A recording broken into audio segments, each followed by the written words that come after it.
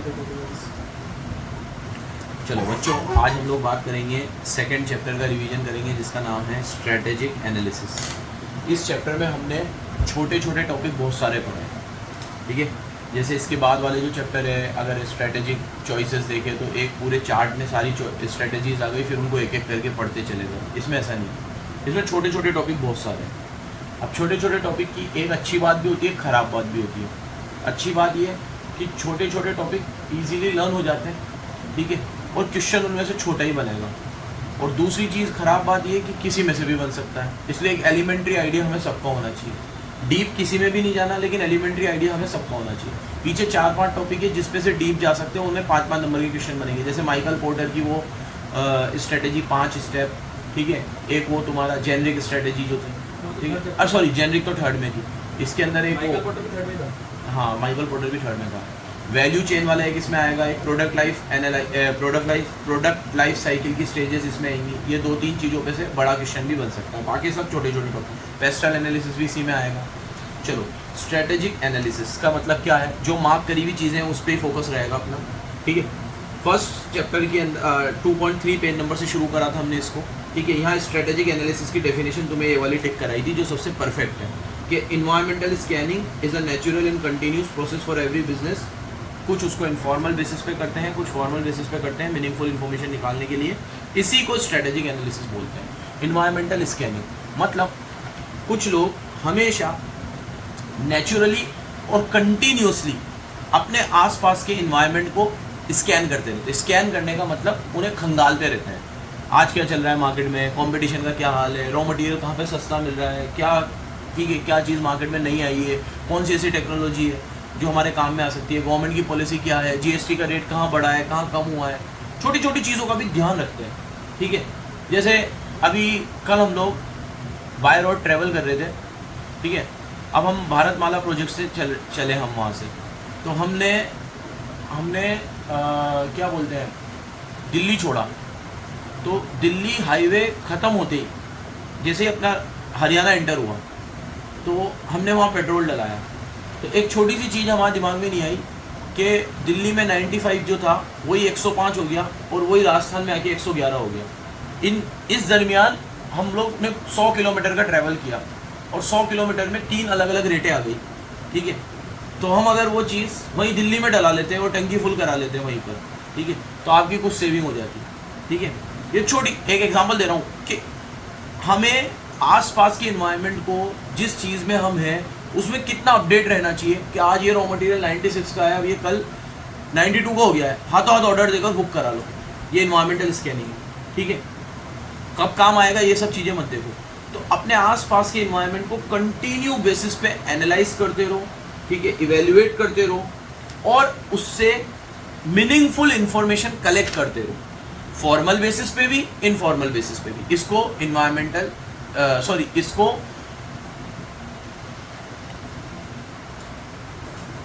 Strategic analysis बोलते हैं। क्या बोलते हैं? स्ट्रेटेजिक एनालिसिस, ठीक है। ये पूरी डेफिनेशन जो बना रखी है, 3-4 चीज़ें याद रखना। इन्वायरमेंट को स्कैन करते रहो, मीनिंगफुल इन्फॉर्मेशन ऑब्टेन करते रहो, फॉर्मल बेसिस पे, इनफॉर्मल बेसिस पे, ठीक है, जो हमारे बिजनेस में काम आने वाली है। ये 4-5 चीज़ें। आगे आ जाओ। अब इशूज़, ये जब एनालिसिस हम करने जाते हैं तो इसमें क्या लिमिटेशंस आती है। तो आप पेज नंबर 2.5 पे आओगे तो 2 लिमिटेशंस मैंने आपको बताई, ठीक है। पहली लिमिटेशन, ये बहुत ज़्यादा टाइम कंज्यूमिंग है, और दूसरा बहुत ज़्यादा कॉन्फ्लिक्ट पैदा करता है, कंफ्यूजिंग है, ठीक है। First is it gives a lot of innovative options. बहुत सारे इनोवेटिव ऑप्शंस होते हैं जब हम एनालिसिस करने जाते हैं, बट एक कौन सा पिक करें तो ये कंफ्यूजिंग है। और दूसरा, ये एनालिसिस करने में टाइम, जैसे कुछ लोगों, अबे इतना सोचेंगे क्या यार, इतनी देर में तो कमा ही लेते हैं, कुछ लोग ये सोचते हैं। अबे इतना सोचेंगे, यहाँ रॉ मटेरियल कितने का है, यहाँ फिनिश गुड कितने का, इतनी देर में तो मैं चीज़ ही बना देता, उनको ऐसा लगता है। तो कुछ लोगों को टाइम कंज्यूमिंग लगता है क्या ये स्कैनिंग करना, कुछ लोगों को ये फालतू चीज़ लगती है। कुछ लोग ऐसे भी होते हैं, यार तेरे को क्या लेना देना, तेरा कंपटीशन क्या कर रहा है क्या नहीं कर रहा है, तू तेरा बिजनेस करना है और तू तेरे तरीके से चल, बस वो क्या कर रहा है उससे क्या लेना देना। तो कुछ लोग ये भी सोचते हैं कि तो बेकार है, बकवास है, ठीक है। ये मैं छोटे लेवल की बात कर रहा हूँ, बड़े लेवल पे कोई ऐसा नहीं सोचता। बड़े लेवल पे तो ये मैं तो तुम्हें हर चैप्टर में ये बात जरूर बोलता हूँ कि ये चैप्टर ही बड़े लोगों के लिए, ठीक है। हम जैसे बिजनेस में इसको अप्लाई कर सकते हैं, छोटी मोटी इसकी चीज़ें जो हमें अच्छी लगे, बाकी ये तो चैप्टर ही बड़ी ऑर्गेनाइजेशंस के लिए है, जो इतना लंबा सोचते हैं, विजन, मिशन, ऑब्जेक्टिव्स किसके होते हैं? उनके ही होते हैं। अपन कहाँ विजन बनाते हैं, अपन कहाँ मिशन बनाते हैं? अपना विजन भी 1 साल तक का ही होता है ज़्यादा से ज़्यादा, वो भी अपन 1 महीने भी पूरा नहीं कर पाते। तो 2 प्रॉब्लम इसमें आती है। फर्स्ट ओवरलैपिंग है, कंफ्यूजिंग है, और दूसरा टाइम कंज्यूमिंग है। कंफ्यूजिंग है, टाइम कंज्यूमिंग है। क्यों? क्योंकि फिर इसको डेफिनेशन से जोड़ो तो जल्दी समझ में आएगा। मैंने कहा एनवायरनमेंट को स्कैन करना, मैंने कहा फॉर्मल और इनफॉर्मल तरीके से मीनिंगफुल इन्फॉर्मेशन ऑब्टेन करना। तो जब मैं ऑब्टेन करने जाऊंगा इन्फॉर्मेशन तो एक आएगी क्या? 50 आएगी। जब मैं घुसूंगा उसके अंदर तो बहुत सारी चीज़ें आएंगी सामने, तो कंफ्यूजिंग है। और ये सब चीज़ें करने में समय नहीं लगेगा क्या? तो टाइम कंज्यूमिंग है। तो डेफिनेशन से ये पता चल रहा है ये 2 प्रॉब्लम इसके साथ है। फिर इश्यूज, इसमें क्या क्या इश्यूज आते हैं? अब मैंने सोच तो लिया कि प्रॉब्लम होने के बाद भी मैं तो करूंगा स्ट्रैटेजिक एनालिसिस, जो चैप्टर का नाम है, करूंगा मैं तो एनालिसिस। एक्सटर्नल इन्वायरमेंट को भी स्कैन करूंगा, इंटरनल इन्वायरमेंट को भी स्कैन करूंगा। तो अब मेरे सामने क्या क्या इश्यूज आएंगे? पहला, it takes lot of time. ठीक है, स्ट्रैटेजिक डिसीजंस जब लिए जाते हैं तो वो एकदम से नहीं लिए जाते। एनालिसिस भले एकदम से हो सकता है, बट स्ट्रैटेजी बनाने में, एग्जीक्यूट करने में, इम्प्लीमेंट करने में, अपन ने तो आगे के चैप्टर पढ़ ही लिए, इट टेक्स टाइम, इसमें समय लगता है। Current strategy is the result of several little choices which you have taken over a protected period of time. मतलब आज जो आपको चीज़ दिख रही है वो वैसी नहीं है जो आज है। इसमें बहुत सारे छोटे छोटे चॉइसेस आपने पुराने समय में किए होंगे, छोटी छोटी चीज़ें इंप्लीमेंट आपने की होगी जो आज आपको फ्रूटफुल रिजल्ट्स दे रही है।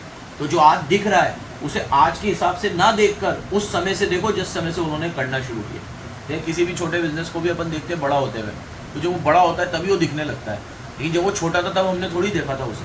ठीक है, आज मुझे ये देखिए कि मेरे ये बैच में इतना बच्चा है, तो किसी ने ये थोड़ी देखा था 11 साल पहले कितना था। ठीक है, उस समय मैं किस स्थिति में रहा होगा, क्या हर्डल्स फेस किए होंगे, और उस समय से क्या सीखा होगा और क्या इम्प्लीमेंट किया होगा जो मुझे आज ये चीज़ें दिखने को मिल रही है। तो वो चीज़ तो एंड रिजल्ट सबको दिखता है, उसके पीछे का स्ट्रगल किसी को नहीं दिखता। तो ये over a period of time धीरे धीरे एग्जीक्यूट होती है।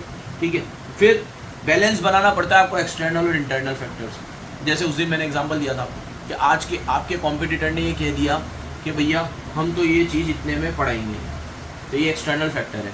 अब वो देखकर आपने भी सोच लिया मैं भी इतने में पढ़ाऊँगा, तो आपका इंटरनल फैक्टर। ठीक है, जैसे अभी मान लो चलो मैं तो टीचर ही हूँ, मैं खुद टीचर हूँ, ऑनर भी हूँ। मान लो मैं सिर्फ ऑनर होता, अब मैं टीचर को बोलता मेरे कि भैया अपन लोग फीस इतनी नहीं रख सकते, अपन तो अब फीस है ना वो 40,000 ले रहा है तो अपन भी 40 ही लेंगे, अपन 50 नहीं लेंगे। तो मैंने मेरे एम्प्लॉय से बोल दिया अब मैं जब बच्चों से ही 40 ले रहा हूँ, 50 नहीं ले रहा, तो तुम्हें भी मैं सैलरी कैसे दूंगा? तो मैं तुम्हें भी थोड़ा कट लगाऊंगा। मेरा स्टाफ कहेगा सर आप उसको देख के हमारी सैलरी डिडक्ट कर रहे हो, उसकी सर्विस में हमारी सर्विस में फ़र्क नहीं है क्या? वो कैसे पढ़ाता है, हम कैसे पढ़ाते हैं?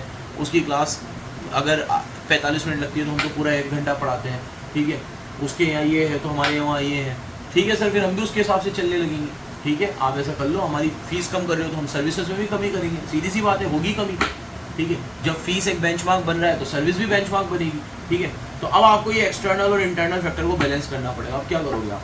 ठीक है, आपने एक्सटर्नल फैक्टर को देख के फीस कम कर दी, इंटरनल फैक्टर नाराज़ हो गया, आपका एम्प्लॉय नाराज़ हो गया, अब उसको देख के फिर फीस बढ़ा दी, तो फिर कॉम्पिटिटर तो वो तो कम ही कर रहा है, तो फिर क्या करोगे आप? तो देखो ये दोनों के बीच में बैलेंस बना के रखना पड़ेगा। ठीक है, reasonable balance between many and conflicting challenges, जिससे आपको एक परफेक्ट फिट मिले दोनों के बीच में। ठीक है,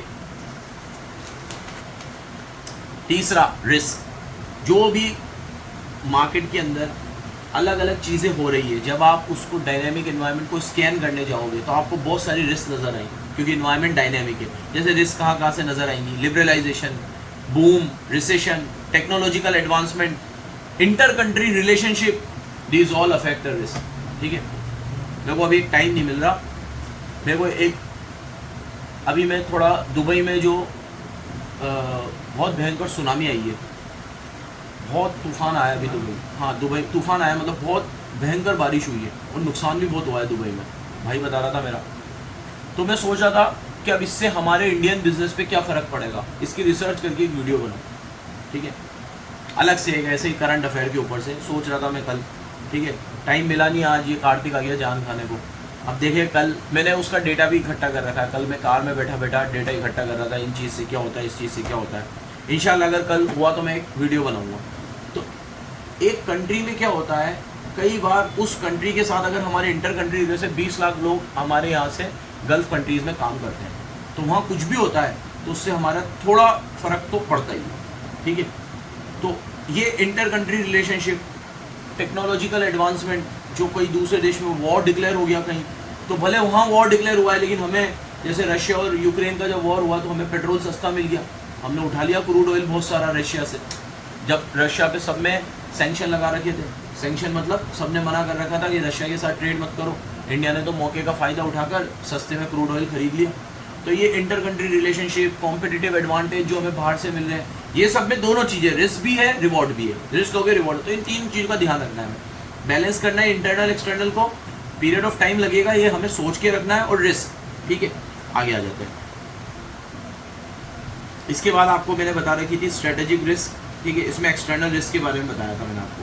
तो मैंने आपको कहा था कि जब भी आप बाहर के इन्वायरमेंट को स्कैन करते हो तो उससे जो इनकंसिस्टेंसी निकल कर आती है वो एक्सटर्नल रिस्क है, और जब भी आप इंटरनल इन्वायरमेंट को स्कैन करते हो तो उससे जो इनकंसिस्टेंसी निकल कर आती है वो इंटरनल रिस्क है। मतलब मैंने बाहर देखा, अरे यार मेरा कॉम्पिटिटर तो ये कर रहा है, मैं तो ये कर ही नहीं रहा, तो इससे जो निकल कर आई वो मेरी कौन सी हो गई, एक्सटर्नल रिस्क, ठीक है। और मैंने अपने अंदर ही देखा, अबे मेरे एम्प्लॉई ये सब करते हैं, मैं तो कभी ध्यान ही नहीं देता था, ये तो साला परचेजिंग वाला तो देखो अंड शर्ट परचेज करके ले आता है, ये है वो है, मार्केटिंग वाला तो पैसे लेके जाता है यहाँ से और घर पे आके सो जाता है, किसी से मार्केटिंग में मिलने ही नहीं जाता, अब स्कैन करा तो पता चला ये सब चीजें, तो ये मेरी इंटरनल रिस्क, ठीक है। तो external risk is the inconsistency between strategy and forces in the environment. Internal risk on account of forces that are either within the organisation or directly interacting with the organisation on routine basis. फिर यहाँ से निकल कर आता है कि external और internal analysis में आता क्या क्या है, तो नाम से पहचान में आ जाएगा। कस्टमर बाहर का बंदा है, एक्सटर्नल एनालिसिस, ठीक है। कॉम्पिटिटर का एनालिसिस करना, वो भी किस में आएगा, एक्सटर्नल। मार्केट, इन्वायरमेंट, ये सब एक्सटर्नल। हमारे अंदर क्या आएंगे, कस्टमर सेटिस्फेक्शन इंटरनल है, जिस पे मैंने उस समय भी बहुत फोकस से तुम्हें बताई थी, क्योंकि इस पे ऑब्जेक्टिव्स वगैरह बनते हैं कि कस्टमर का एनालाइज करना कि उनकी मेरे से क्या एस्पिरेशंस है, वो मेरे से क्या चाहते हैं, ठीक है, ये बाहर का मैटर हो गया। अब एक बार मैंने किसी कस्टमर को डील कर लिया और वो मेरे से कितना सेटिस्फाइड है, फीडबैक लेना, ये इंटरनल एनालिसिस हो गया, ठीक है। तो मैंने उस समय समझाया था कि बाहर के जितने भी बच्चे हैं वो इसमें आएंगे, कस्टमर एनालिसिस, वो एक्सटर्नल है, जो मेरे से नहीं पढ़ रहे, मैं उन्हें लेकिन पढ़ाना चाहता हूँ, मेरी कोचिंग में जोड़ना चाहता हूँ। जो बच्चे मेरे से पढ़ चुके हैं वो मेरे से कितने सेटिस्फाइड है, वो मेरा इंटरनल वाला पार्ट है, क्योंकि वो तो मेरे से जुड़ गए, ठीक है। प्रॉफिटेबिलिटी, सेल, ये सब आपके इंटरनल है। ह्यूमन रिसोर्स, एम्प्लॉय आपके इंटरनल है। तो ये इंटरनल में आते हैं और ये किस में आते हैं, एक्सटर्नल में आते हैं। आगे आ जाते हैं, ठीक है। टॉपिक याद रखना कौन से पढ़ाता जा रहा हूँ। स्ट्रेटेजिक एनालिसिस की डेफिनेशन पढ़ाई, उसमें 2 प्रॉब्लम, कंफ्यूजिंग और टाइम कंज्यूमिंग, एक पढ़ाया मैंने आपको इश्यूज, 3 तरह के इश्यूज, और उसके बाद बढ़ा दिया इंटरनल इन्वायरमेंट और एक्सटर्नल इन्वायरमेंट को, इसके इंटरनल में क्या आता है और एक्सटर्नल में क्या आता है। आगे अब एक टॉपिक मैंने तुम्हें कहा था कि पेज नंबर 2.7 में जैसे ही आप नीचे आओगे तो इसने हेडिंग का तो नाम नहीं दे रखा, लेकिन यहाँ एडवांटेजेस बता रखी है आपको। क्या बता रखी है, तो जो मैंने टिक करा रखी थी वो देख लेते हैं। जैसे in some industries competitive forces focuses on who is the best price, while in the other competition is it centered on quality and reliability, ठीक है। मतलब इसमें दे रखा था कि ये जो competitive forces आप स्ट्रेटेजिक एनालिसिस करते हो उसका फायदा क्या होता है आपको, ठीक है। तो मैंने आपको कहा था कई बार क्या फायदा होता है, जैसे एक एग्जांपल से इसे समझाया कि कुछ लोग प्राइजेस को लेकर कॉम्पिटिटिव एनालिसिस करते हैं, कुछ लोग रिलायबिलिटी को लेकर करते हैं, कुछ लोग क्विक सर्विस को लेकर करते हैं, कुछ लोग ब्रांड रेपुटेशन को लेकर करते हैं। तो ये एनालिसिस करने से आपको पता चल जाएगा कि आपको इनमें से कौन सा वाला एनालिसिस करना है। जैसे मेरे मार्केट में प्राइस इतना मैटर नहीं करता, ठीक है, रेपुटेशन, ब्रांड रेपुटेशन, रिलायबिलिटी ज़्यादा मैटर करती है। तो मैं इसको लेकर, जैसे मेरे को ही पता चला बाहर से कि उसने प्राइस कम कर दी है, तो मैं इतना कंसर्न नहीं रहूँगा, उससे कर दी होंगी उसने, मेरे को कोई लेना देना नहीं है। लेकिन वो कोई नई ऐसी अट्रैक्टिव चीज़ लाए जिससे बच्चा अट्रैक्ट हो रहा है, तो मैं ये मेरे लिए मैटर करेगा, तो मैं भी फटाक से उसे फॉलो करने की कोशिश करूँगा। सेम ऐसे ही किराने की दुकान है, ठीक है, तो अगर आप कोई चीज एक पर्टिकुलर रेट पे बेच रहे हो और सामने वाले ने कोई स्कीम चला दी है या रेट कम कर दी है, तो आपको फटाक से तुरंत रिस्पॉन्ड करना चाहिए, क्योंकि ये एक फर्क पड़ेगा आपको, ठीक है। उसमें इतना देखेगा नहीं, वो सर्विस हो तो मेरा ये 40 है, वो 38 है, 2 रुपए भी देख के वो वहां से ले लेगा, चीज ही ऐसी है। तो ये सब एनालिसिस करने से ये फायदा होता है कि आपको थ्रेट पता चलते हैं, अपॉर्चुनिटी पता चलती है, किस जगह पे आपको एनालिसिस करना चाहिए वो पता चलता है। ये बताया था, इसको छोटा सा क्रॉस लगा देना, क्वेश्चन बनने लायक नहीं है, कुछ है ही नहीं इसमें, टॉपिक ही नहीं है कुछ ऐसा जिससे क्वेश्चन बने। अब आगे आते हैं, ठीक है, क्या फायदे होते हैं हमें ये एनालिसिस करने से। ठीक है, ये फिर यहाँ पे एडवांटेजेस शुरू होंगे। ठीक है, वो वहाँ पे भी दे रखा था, अब यहाँ पे थोड़ा सा डिटेल में और वो उस तरीके से दे रखा है। इसमें मैंने न्यूमेरिक बनवाया था आपको लॉजिक, ठीक है, लेकिन इसकी कोई लाइन बनवाई हो तो वो भी बताओ। बिजनेस एनालिसिस, बिजनेस एनवायरनमेंट का स्कैन, बिजनेस एनवायरनमेंट को स्कैन करके स्ट्रेटेजी बनाने में लॉजिक लगता है। ठीक है, तो यही लाइन है भाई, ये कार्तिक की राइटिंग है, मुश्किल से ही समझ में आएगी। तो बिजनेस एनवायरनमेंट को स्कैन करके स्ट्रेटेजी बनाने में लॉजिक लगता है। ठीक है, तो यहाँ पे बिजनेस एनवायरनमेंट आ गया तुम्हारा, इसको स्कैन कर रहे हैं, मतलब वही डेफिनेशन, एनालिसिस की डेफिनेशन, इसको स्ट्रेटेजी बनाने में लॉजिक लगता है। तो वो लॉजिक का मतलब था L फॉर कंटिन्यूस लर्निंग, ठीक है, O for opportunities and threat, G for growth, I for image building और C फॉर कंपटीशन। ठीक है, तो इस तरीके से अपन लोग स्ट्रेटेजी बनाने में ये 5 चीजों को यूज कर सकते हैं। ठीक है, पहला था L फॉर कंटिन्यूस लर्निंग, मतलब L फॉर लर्निंग हो गया। नहीं यार, ये एडवांटेज नहीं है।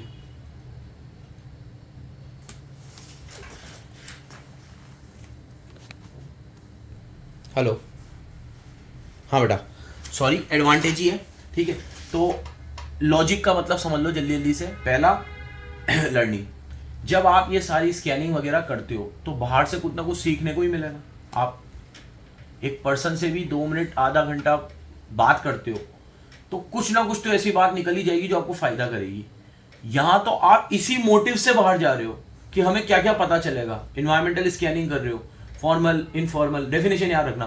तो ये सब चीजें करने से ऑब्वियसली आप कंटिन्यू लर्न करोगे, मैनेजर्स हमेशा मोटिवेटेड रहेंगे कुछ नया सीखने के लिए और उन्हें फायदा ही होगा।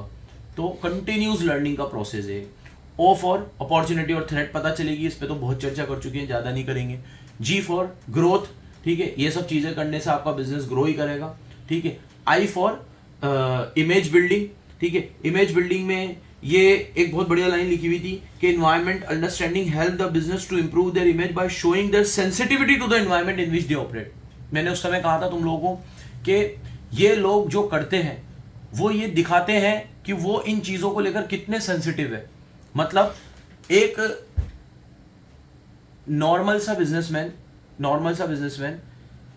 अपने आसपास के एनवायरनमेंट को स्कैन कर रहा है तो हमें बहुत बड़ी चीज नहीं लगेगी, लेकिन एक बहुत बड़ा बिजनेसमैन जो ये बोले कि यार सरकार ने ये जीएसटी का रेट इससे ये क्यों चेंज कर दिया, ठीक है, उसको पता है बर्डन उस पर नहीं जा रहा है, बर्डन तो कंज्यूमर पे जा रहा है, लेकिन अगर वो अपनी आवाज उठा रहा है, वो कोई ऐसी चीज बोल रहा है तो लोगों को लग रहा है ये इस चीज को लेकर कितना सेंसिटिव है, तो उसकी इमेज बिल्डिंग होती है।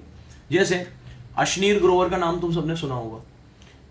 अभी उसने जो गेमिंग के ऊपर और अलग अलग चीज टैक्स के ऊपर, अलग अलग टेक्नोलॉजी रिलेटेड एप्स के ऊपर बहुत सारा गवर्नमेंट ने टैक्स लगा दिया था अभी एक बजट में, तो उसने अपनी बात बिल्कुल खुल के बोली।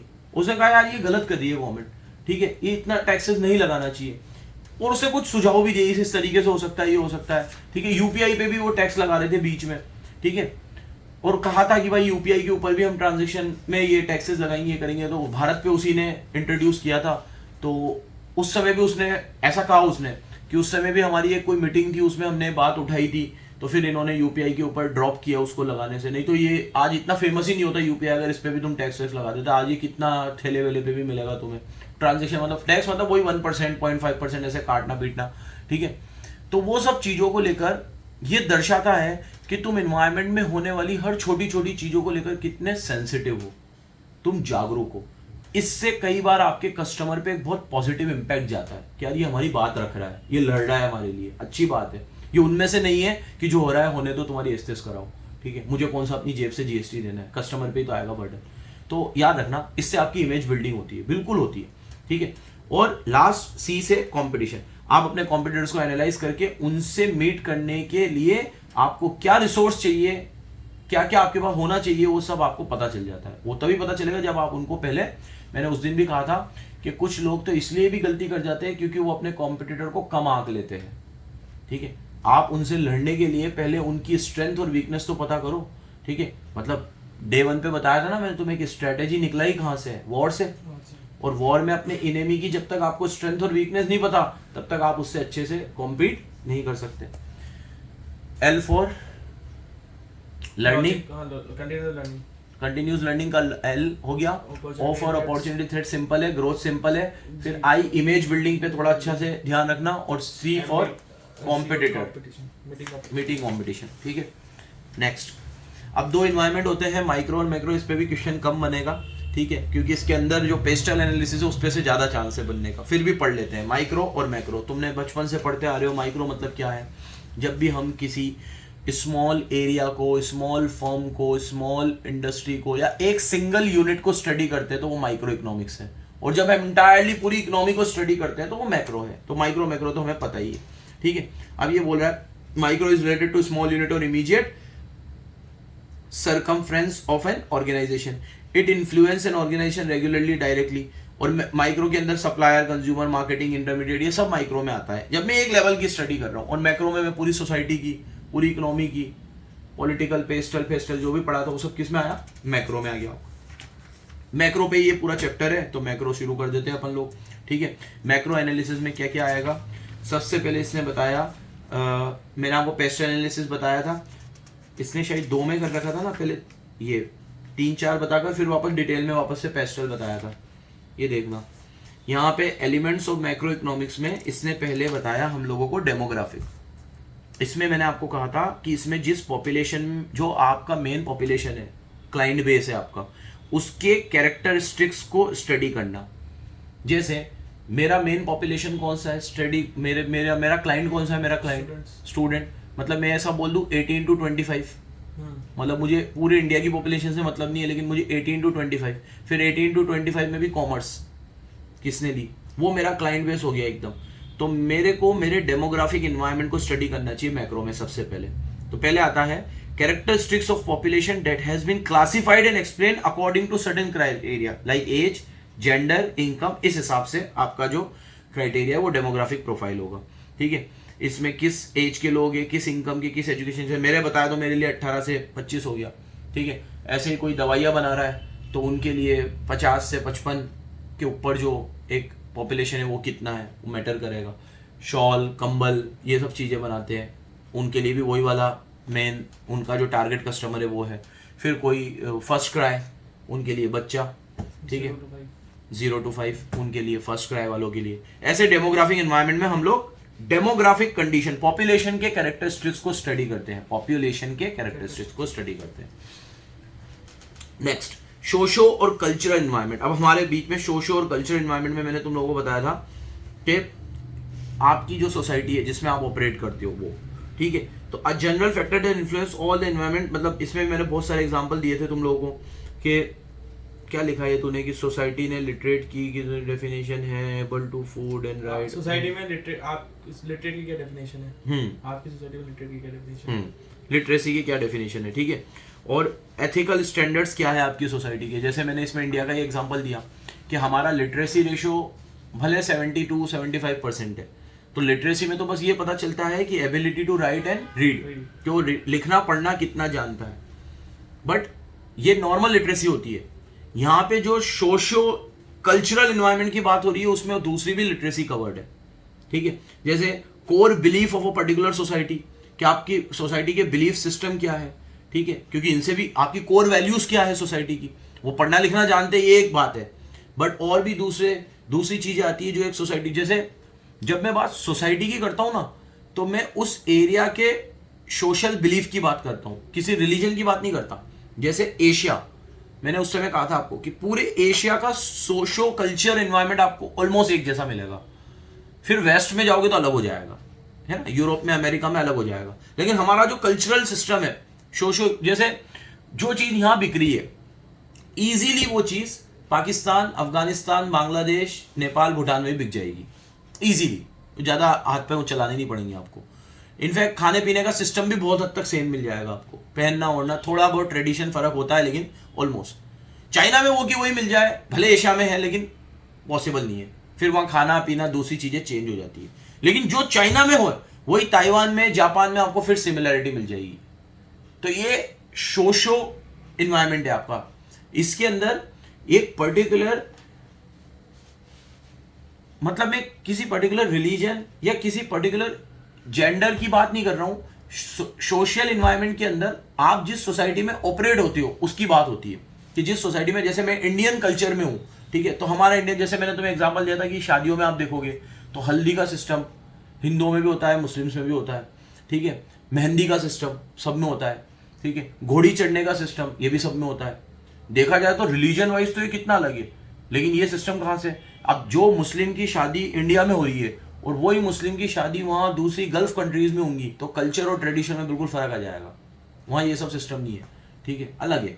तो मतलब हमारे कुछ बिलीफ सिस्टम हमारे सोसाइटी से निकल कर आते हैं, किस सोसाइटी में हम ऑपरेट करते हैं, किस कल्चर में हम रहते हैं, उसको भी स्टडी करो, ठीक है। और it is something more than literacy, ये लिटरेसी से कुछ चीज ज्यादा है, ठीक है। लिटरेसी से आपका प्रोडक्ट अफेक्ट होगा, इन चीजों से भी अफेक्ट हो जाएगा, ठीक है। ये सोशल और कल्चरल इन्वायरमेंट। इकोनॉमिक तो समझते ही हो, पैसे से रिलेटेड, मार्केट का साइज कितना है, मार्केट की स्ट्रेंथ कितनी है, इनकम डिस्ट्रीब्यूशन कितना है, कितने लोग कितना कमाते हैं, वो इकोनॉमिक प्रोफाइल हो गया। 3 प्रोफाइल को हमेशा स्टडी करते रहना चाहिए अपने बिजनेस में अच्छा बनने के लिए। डेमोग्राफिक, इसमें पॉपुलेशन के कैरेक्टरिस्टिक्स की बात हुई, सोशल और कल्चरल, इसमें इन्वायरमेंट की, लिटरेसी की बात हुई, सोशल लिटरेसी की भी बात हुई, नॉर्मल लिटरेसी की भी बात हुई, और इकोनॉमिक इन्वायरमेंट, इसमें बात हुई किसकी? बिजनेस स्ट्रेटेजीज की, ठीक है। इसमें जो जो चीजें टिक कर रखी है वो मैंने पढ़ दी है।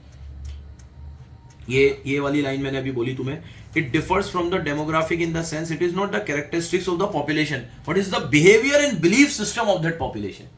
यहाँ पॉपुलेशन के कैरेक्टरिस्टिक्स की बात नहीं हो रही, एज कितनी है, पढ़े लिखे कितने, ये सब डेमोग्राफिक प्रोफाइल में आ जाएगा, ठीक है। यहाँ बात हो रही है उनके बिलीफ सिस्टम की, कि उनकी कोर वैल्यूज क्या है, उससे बहुत फर्क पड़ता है। एग्जाम्पल याद रखना कि जैसे इंडिया में अलग अलग कम्युनिटी के लोग रहते हैं, लेकिन उनका सोशल बैकग्राउंड आपको एक जैसा दिखेगा। जैसे एक शादी का एग्जाम्पल दिया कि शादी की कुछ प्रथाएं, कितना अमेजिंग है ना ये, कि अलग रिलीजन में ये प्रथाएं कैसे सेम हो सकती है। मतलब ये प्रथाएं हमारे कल्चर से आई है, रिलीजन से नहीं आई है, ठीक है। बहुत सारी चीजें कल्चर ने दी है हमें, कि जिस कल्चर में हम इतने सालों से रहे हैं, जिस सोसाइटी में हम इतने सालों से रहे हैं, तो कुछ बिलीफ सिस्टम वहां से बने हुए हैं, ठीक है। पॉलिटिकल और लीगल इन्वायरमेंट, इसको भी स्कैन करते रहो, ठीक है, कि लॉ एंड ऑर्डर कैसा है, पॉलिटिकल स्टेबिलिटी कैसी है, पॉलिटिकल आइडियोलॉजी कैसी है। तो मैं बताया था, जैसे लिखा हुआ है कार्तिक ने, कि लेफ्ट विंग और राइट विंग 2 आइडियोलॉजी होती है पॉलिटिक्स में, हमेशा हर देश में देखने को मिलेगी आपको, लेफ्ट विंग और राइट विंग। तो पॉलिटिकल आइडियोलॉजी कैसी है, अभी देखा जाए, जैसे बीजेपी की गवर्नमेंट है तो राइट विंग आइडियोलॉजी को वो लोग ज़्यादा प्रमोट करते हैं, ठीक है। और जब कांग्रेस थी तो उनका थोड़ा लेफ्ट और वो, लेकिन एकदम प्योरली लेफ्ट तो अलग ही होती है, ठीक है। प्योरली लेफ्ट हमारे यहाँ याद है कौन है? तुमने सुना हो कभी, सीपीआई एक पार्टी है, communist party of India, CPI. अपने नॉर्थ में नहीं है इतना उनका इन्फ्लुएंस, ठीक है। वेस्ट बंगाल में टीएमसी भी नहीं है प्योरली, उनका तो नाम ही तृणमूल कांग्रेस है, वो तो कांग्रेस से ही निकले थे, फिर खुद की पार्टी बना ली, तो वो है। तो उनकी आइडियोलॉजी भी कांग्रेस को ही एक तरीके से मिलती जुलती आइडियोलॉजी है, ठीक है। सीपीआई एक अलग ही है, उनका लेफ्ट पार्टीज है। केरला में दिखेगी आपको लेफ्ट पार्टीज, केरला में जो सीएम है अभी पिनराई विजयन, वो लेफ्ट के ही है, सीपीआई है। वेस्ट बंगाल में 30 साल तक सीपीआई ने रूल किया, वो भी लेफ्ट आइडियोलॉजी है, प्योर लेफ्ट है, ठीक है। और कांग्रेस मिक्स है, थोड़ा राइट थोड़ा लेफ्ट, ठीक है। इससे बहुत फर्क पड़ता है आपके बिजनेस में, ठीक है। अब जैसे मैंने अभी एक एग्जांपल जो इसने लिखा हुआ है, शायद वो अयोध्या में दिया था मैंने, राम मंदिर वाला, कि वो जब बना तो लिकर मीट वगैरह सब वहाँ पे उस एरिया में नहीं सर्व किया जाएगा। तो ये उस आइडियोलॉजी से रिलेटेड बिजनेस हो गया कि पहला 5 स्टार होटल खुला, वहाँ पे टाटा ग्रुप खोलेगा, अभी शायद नींव वीव डल गई है, जिसमें लिकर नहीं होगा और मीट भी नहीं होगा, ठीक है। ये बहुत बड़ी चीज़ है 5 स्टार होटल के लिए। लेकिन ये क्यों डाला गया है? क्योंकि वहाँ पॉलिटिकल आइडियोलॉजी वैसी है, ठीक है। अभी वहाँ पे वैसा एक रिलीजियस इन्वायरमेंट है, तो वो सूट कर रहा है उनको कि ये चीज़ करने से और क्राउड आएगा, जाएगा नहीं बल्कि और क्राउड आएगा, ठीक है। तो ये पॉलिटिकल बेनिफिट्स इन इंडस्ट्रीज से सीखना चाहिए लेने को लिए, कि कैसे लेते हैं इन चीज़ों से बेनिफिट लेते हैं ये लोग, ठीक है। पेस्टल एनालिसिस पे आते हैं, पानी पी लेते हैं थोड़ा, आगे आते हैं बेटा। पेस्टल एनालिसिस की बात तो हमने कर ही ली, पॉलिटिकल, इकोनॉमिक, सोशल, कल्चरल और लीगल और इन्वायरमेंटल। मैंने ये कटवा दिया था क्योंकि आगे पढ़ाया ही अभी 2 मिनट पहले पढ़ाया, फिर ये लगवा दिया था मैंने कि क्या किस में आएगा। तो इसका कोई क्वेश्चन आ जाए कि पॉलिटिकल स्टेबिलिटी, पॉलिटिकल प्रिंसिपल्स, ये सब अभी आज का टैक्सेशन क्या है, गवर्नमेंट की पॉलिसी है, सब पॉलिटिकल समझ ही जाओगे, पॉलिटिकल में आएगा। अब पेस्टल में ई इकोनॉमिक में आएगा कि अभी कौन सा ट्रेंड चल रहा है, बूम है कि रिसेशन है, ये इकोनॉमिक में आएगा।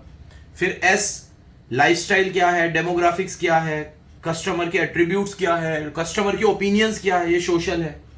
फिर जैसे मैंने बताया था कि एशिया में हो तो वैसी चीज बनानी पड़ेगी और वेस्ट में हो तो वैसी चीज बनानी पड़ेगी, क्योंकि मल्टीनेशनल कंपनी तो एशिया में भी है। इसमें वो एग्जांपल दिया था मैंने आपको बीफ का, डोमिनोज का, ठीक है, कि यहाँ बीफ बर्गर नहीं चलेगा, बीफ पिज्जा नहीं चलेगा, तो वैसी चीज बनानी पड़ेगी।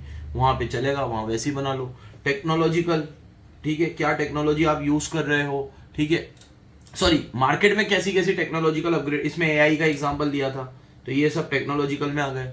लीगल और पॉलिटिकल में आप कंफ्यूज हो सकते हो, तो ये बराबर समझना। पॉलिटिकल से ही लीगल सिस्टम बनता है, देखो, क्योंकि हमारे देश में तो लॉ कौन बनाएगा, पार्लियामेंट बनाएगी, तो पॉलिटिकल आइडियोलॉजी के हिसाब से लॉ बनेंगे। लेकिन पॉलिटिकल में क्या है कि वो हर 5 साल में रिव्यू करना है, वो चेंज होगा। लॉ हर 5 साल में रिव्यू नहीं करना। लॉ तो आपको क्या करना है कि जिस लॉ में आपका ढांचा एग्जिस्ट कर रहा है, आपकी ऑर्गेनाइजेशन एग्जिस्ट कर रही है, वो लॉ को आप रिव्यू करते रहो। लॉ तो बहुत सारा है, ठीक है, मैं सब लॉ को थोड़ी देख सकता हूं। अब मैं मेडिकल लाइन में हूं तो मैं मेडिकल के लॉज देखूंगा। अब मैं सीए हूं तो मेरे को इनकम टैक्स लॉ, जीएसटी और ये सब चीजें देखते रहने, ठीक है। ऐसे जो जिस फील्ड में हो उस तरह के, ठीक है, फार्मा कंपनीज को उस तरह के लॉ देखने पड़ते होंगे, टेक्नोलॉजी वालों को उस तरह के, गेमिंग वालों को उस तरह के, अलग अलग लॉ है उनमें, जिसमें आप ऑपरेट हो रहे हो वो लॉ को देखते रहो, ये लीगल है। तो एम्प्लॉयमेंट के लॉ, कंपटीशन के लॉ, हेल्थ एंड सेफ्टी के लॉ, ये लॉ। इन्वायरमेंट आप सब समझते ही हो, ये पेस्टल एनालिसिस समाप्त हुआ। अब आगे आते हैं, ये एक 3 चीज पढ़ाई थी कि अगर आपको ग्लोबल जाना है तो 3 कैरेक्टरिस्टिक्स, ठीक है, ग्लोबल बिजनेस के 3 कैरेक्टरिस्टिक्स होते हैं। इसमें भी थोड़ा चांसेस कम है आने के, तो छोटा क्रॉस लगा रहा हूं, बट ये 3 कैरेक्टरिस्टिक्स बताए थे मैंने आपको। पहला था conglomerate of multiple units, common pool of resource और कॉमन स्ट्रेटेजी, ठीक है। ये 3 चीजें आप लोगों को देखनी चाहिए। लेकिन फिर मैंने ये भी कहा था कि ये कोई रूल ऑफ थंब नहीं है कि ऐसा ही चलेगा, मैंने इसके एक्सेप्शन भी बताए थे आपको। जैसे 3 कैरेक्टरिस्टिक्स में इसने बताया कि कॉन्ग्लोमरेट ऑफ मल्टीपल यूनिट्स, मतलब जो अलग अलग जगह पे आपकी यूनिट्स हैं उनको एकजुट करो, कंसोलिडेट करो, मतलब कंट्रोल एक के हाथ में रहेगा, सबको कंट्रोल नहीं रहेगा।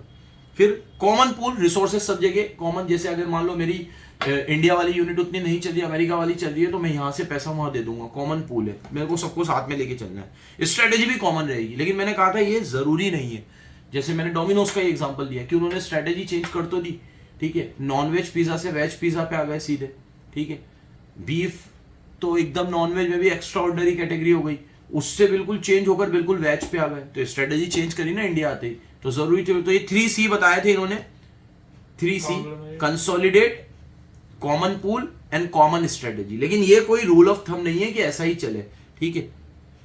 हालांकि ये कहते हैं कि एक ग्लोबल बिजनेस में कैरेक्टर होने चाहिए। अब जैसे मैं तुम्हें कहूं कि एक अच्छे स्टूडेंट में ये कैरेक्टरिस्टिक्स होने चाहिए कि वो सुबह जल्दी उठे, बट कोई नहीं उठ रहा तो वो अच्छा नहीं है, ये नहीं है, उसकी रात को पढ़ने की आदत है, वो सुबह नहीं उठता जल्दी, ठीक है। तो ऐसे ही बच्चे होते हैं। लेकिन एक जनरल परसेप्शन क्या है कि यार सुबह जल्दी उठे, जल्दी उठ के पढ़ाई करे, ये है, तो एक कैरेक्टरिस्टिक्स बन गई कि ऐसा होना चाहिए, ठीक है। लेकिन कोई उसके अपोजिट जाके भी बहुत कुछ अचीव कर ले तो ऐसा थोड़ी वो गलत हो गया। तो ये कैरेक्टरिस्टिक्स कॉमन है, लेकिन एक्सेप्शंस आर ऑलवेज देयर। फिर ये भी एक सिंपल था कि हम बिजनेस को ग्लोबल क्यों लेके जाते हैं, तो इसका एक बताया था, अपना कोर बिजनेस को ग्लोबल ले जाने से जीएसटी का बेनिफिट मिलेगा, ठीक है। मतलब why do companies go global.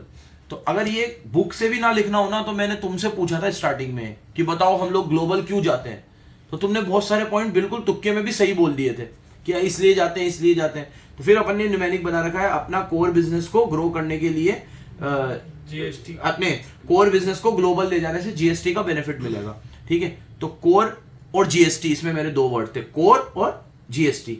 और बिजनेस को ग्लोबल ले जाने से वो लाइन से याद आ जाएगा कि ग्लोबल ले जाने के क्या बेनिफिट होते हैं। तो ग्लोबल ले जाने के क्या बेनिफिट होते हैं, कोर और जीएसटी। तो कोर और जीएसटी में सी था cheaper source of raw material, C for cheaper source of raw material, ठीक है। ये तुमने बता दिया था कि कई बार कोई देश में कोई चीज सस्ती मिलती है, चाइना में आपको लेबर सस्ती मिलेगी, रॉ मटेरियल सस्ता मिलेगा, तो जाओ वहां पे। तो कोर का सी क्या हो गया, चीपर सोर्स, आपको अलग अलग सस्ते सोर्स मिल जाएंगे, ठीक है। बाहर जाने का फायदा तो होता ही है।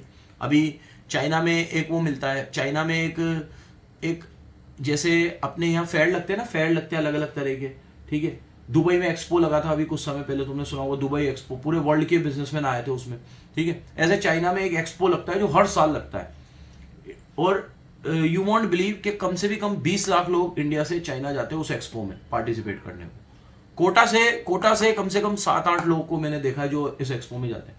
उनका कोई इंपोर्ट एक्सपोर्ट का काम नहीं है, सीखने जाते हैं क्या यहाँ नई चीज मिल सकती है, कौन सी ऐसी चीज है, मिल जाती है तो फिर ऑर्डर लेके आ जाते हैं। और जो भी जाता है, जो पहली बार गया होगा, उसका पहली बार में कोई रीजन नहीं था वहां जाने का, लेकिन वहां से खाली हाथ कोई नहीं आया, उसको कोई अपने बिजनेस की ऐसी चीज मिली गई जो उसे इंडिया में बहुत महंगी मिलती, और वो उसका ऑर्डर लेकर कंसाइनमेंट बुक करा कर वो ले आते हैं। और बहुत महंगा नहीं है चाइना जाना, ठीक है, बहुत महंगा नहीं है, ठीक है।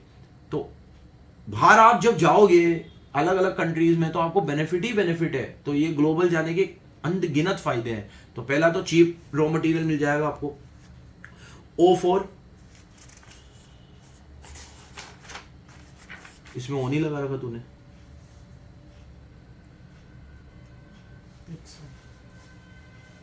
चलो देखते हैं अभी, एक मिनट रुक जाओ। अब उसके बाद R4 रिड्यूस ट्रांसपोर्टेशन कॉस्ट वगैरह कम होती है, ठीक है, कई बार उसका फायदा मिल जाता है, ठीक है, ग्लोबल जाने से। E4 ये इनहेंस वाला एक पॉइंट था।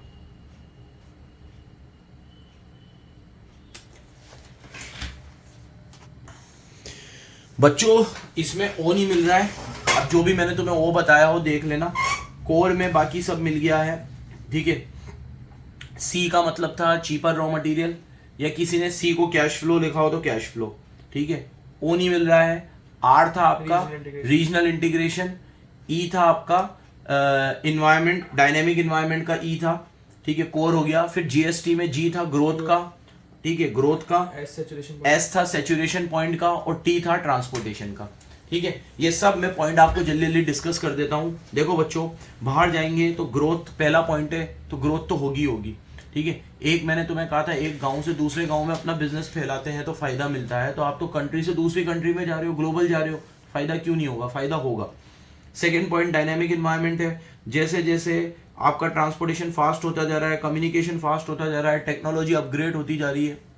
अभी थोड़ी देर पहले मैंने कहा कि लोग एक जमाना था कि यहाँ से मुंबई जाना बहुत बड़ी बात हो जाती थी, और ये मुंबई होके आया है। और अभी मैंने कहा कि जिसी को काम धंधे भी नहीं है, मतलब कोई काम नहीं है स्पेसिफिक, लेकिन उसको पता है एक्सपो है, तो वो चाइना चला जाता है, देख के आ जाता है भाई क्या यहाँ हमारे लिए फायदेमंद हो जाता है। क्यों? क्योंकि टेक्नोलॉजी फास्ट हो रही है, कम्युनिकेशन फास्ट है, ट्रांसपोर्ट फास्ट है। देखा यार यहाँ पे टिकट अवेलेबल है, करवा लो, इतने पैसे लगेंगे, कोई बात नहीं, चलो देख के आ जाएंगे, 2 दिन 3 दिन में आ भी जाएंगे, एक्सपो अटेंड कर लेंगे। तो ये सब चीजें हैं, तो रैपिड हो रही है ये सब चीजें, डायनेमिक इन्वायरमेंट है, चेंज हो रहा है, इसलिए ग्लोबल जा रहे हैं।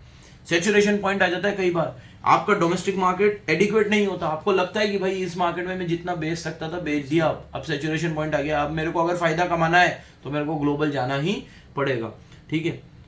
सोचो इंडिया किसी का सैचुरेशन पॉइंट कैसे हो सकता है, मतलब कोई ऐसा होता होगा कि जो ये बोल दे, कितना मुश्किल होता होगा, मतलब कोई जो ये बोल दे कि इंडिया तो कवर कर लिया मैंने, ठीक है। 144 करोड़ है, 144 करोड़, ठीक है। तो जो ग्लोबल जाते भी होंगे तो वो कम से कम ये सोच के तो नहीं जाते होंगे कि डोमेस्टिक मार्केट अब एडिक्वेट है मेरे लिए, मतलब डोमेस्टिक मार्केट एडिक्वेट नहीं है, मेरे को जितना यहाँ से करना था कर लिया। पर प्रोडक्ट का नेचर ऐसा हो तो अलग बात है, ठीक है। 20-25 लाख की लग्जरी गाड़ी आप बना रहे हो तो ठीक है, यहाँ पे जितने लोग को लेनी थी ले ली, अब कोई नहीं लेगा 25 लाख की गाड़ी, तो बाहर जाना पड़ेगा। बाकी कंजम्पशन गुड्स अगर आप बनाते हो तो यहाँ का मार्केट कभी आप पूरा कवर कर ही नहीं सकते, ठीक है। कोर हो गया। ई फॉर एनवायरमेंट का बताया था मैंने आपको, ये तो हो ही गया, ठीक है। फिर उसके बाद अपन लोगों ने चीप रॉ मटेरियल की भी बात कर ली, ट्रांसपोर्टेशन कॉस्ट रिड्यूस होती जा रही है, इसकी बात कर ली। और एक मैंने ट्रांसपोर्टेशन कॉस्ट का बताया, ट्रांसपोर्टेशन कॉस्ट वही कि ट्रांसपोर्टेशन कॉस्ट आपका रिड्यूस हो जाता है, कई बार कम लगता है तो आप ग्लोबल चल जाते हो। जैसे अभी मेरे को माल यहाँ से बाहर भेजना है, ठीक है, अब मुझे पता है कि यहाँ से अफगानिस्तान माल भेजने में मेरी कॉस्टिंग बहुत ज़्यादा आ जाएगी, लेकिन अफगानिस्तान और इंडिया ने मिलकर एक ब्रिज बना दिया, उससे ट्रांसपोर्टेशन सस्ता हो गया, ठीक है। अब मुझे बाय एयर भेजने की ज़रूरत नहीं है, मैं बाय बस भी भेज सकता हूँ, ठीक है। तो जैसे मैं यहाँ से यूपी भेजता, उसमें जो मेरा कन्वेंस लगता, ठीक है, वही मेरा यहाँ से अफगानिस्तान भेजने में लग रहा है, ठीक है। अगर बाय रोड ट्रैवल करके मैं जाऊँ तो, ठीक है, तो मैं भेज दूंगा, फिर कोई दिक्कत ही नहीं है, मैं ग्लोबल चल जाऊँगा। तो जो उसके लिए ट्रांसपोर्टेशन उतना सस्ता होना चाहिए, तो जहाँ होता है वहाँ हम ग्लोबल चल जाते हैं, ये तो कारण बता रहा है why do businesses go global, कि क्यों ग्लोबल जाते हैं हम। तो कारण तो कुछ भी हो सकते हैं, जो ये बता रहा है वही थोड़ी होंगे, ठीक है। और भी कुछ है जो इसने अभी कवर नहीं किया, ठीक है। एक कारण ये भी हो सकता है कि मैं जिस तरह का प्रोडक्ट बना रहा हूँ उसका क्राउड इंडिया में नहीं है, उसका क्राउड बाहर ही है, ठीक है। जैसे मैं कोई ऐसी प्रोडक्ट बना रहा हूँ जो वेस्टर्न कल्चर को ज़्यादा सूट करती है, इंडिया में अभी उसको लेकर लोग रेडी नहीं है। वो बताया था मैंने तुम लोगों को, वो एप्पल जो लेकर आया है, वो क्या बोलते हैं उसको, विजन, ठीक है। अब ऐसी कोई चीज़ मैं इंडिया में बना लूँ तो कहाँ वो चलेगा, वो महंगा अलग इतना है, ठीक है। तो अगर किसी ने, इंडियन कंपनी ने बना भी लिया वो, तो बनाएगा तो बाहर के ही लिए, यहाँ नहीं बेचेगा उसे, क्योंकि यहाँ अभी लोग इतना उसको लेकर, मतलब एक तरीके से मार्केट उतना अभी बना नहीं है उसका, उस चीज़ का, ठीक है। बन जाएगा आगे 5-6 साल में, अलग बात है, ठीक है। तो ऐसे बढ़ा दूंगा, बढ़ाऊं क्या कम करूं? बढ़ाओ ना, मतलब ठंड लग रही है ना तुझे, तो टेम्परेचर बढ़ाओ। हाँ टेम्परेचर बढ़ाऊंगा। आगे आ जाते हैं अब कुछ और इंटरेस्टिंग टॉपिक्स थे इसके जो अगले फेज 2 में कवर किए थे अपन ने।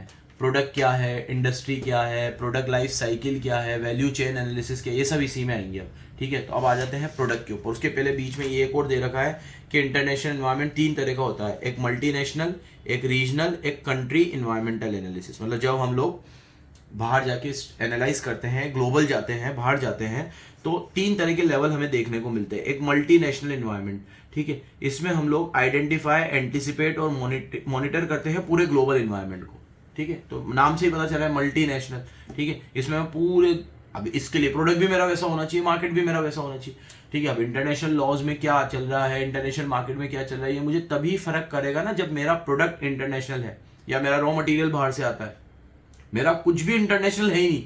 तो ये मल्टीनेशनल एनवायरनमेंट मैं सिर्फ नॉलेज के लिए करूंगा, बाकी मेरे को लेना देना नहीं है। जैसे आप मुझसे पूछोगे तो दुनिया जहान की न्यूज़ में पढ़ता रहता हूँ, बाहर की भी पढ़ता ही रहता हूँ, क्या चल रहा है क्या नहीं चल रहा है, लेकिन मेरे बिजनेस के लिए नहीं पढ़ता, जनरल नॉलेज के लिए। मेरे बिजनेस को कोई फर्क नहीं पड़ता बाहर किसने क्या तुम्हारा एस्टेस कराई, क्या वॉर हुई, कहाँ सस्ता हुआ, क्या हुआ, ठीक है। ये लेकिन जिसके लिए ये है ज़रूरी वो ये एनालिसिस ढंग से करता है। तो ये मल्टीनेशनल वाला हो गया। रीजनल वाला, आप जिस रीजन में रहते हो उसका, उस ज्योग्राफिकल एरिया को, राजस्थान में हो तो राजस्थान को ढंग से स्टडी कर लो। और अगर मेरा प्रोडक्ट राजस्थान के बाहर भी जाता है तो कंट्री लेवल पे कर लो। तो 3 लेवल की स्कैनिंग होती है, मल्टीनेशनल, रीजनल और कंट्री लेवल या नेशनल। तो नेशनल, इसको ऐसे जमाओ, रीजनल, नेशनल और मल्टीनेशनल।